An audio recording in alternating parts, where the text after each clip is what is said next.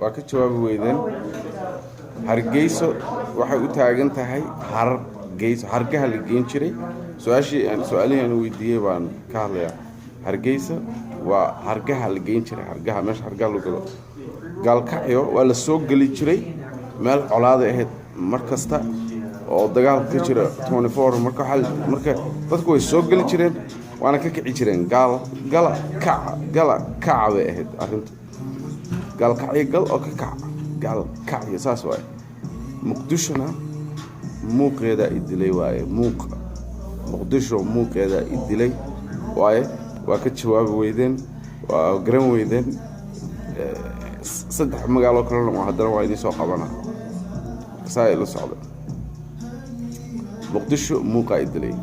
hargeysa hargaha la geyn jiray gaalkacyo waa la geli jiray waana laga kici jiray kasmaal colaada ahayd markasta colaad sidaas iyo saddex kalaas inii soo qabanaa next time haddaad garan weydaan Soomaali ma batiidin bas ka dhaaf Soomaalinimada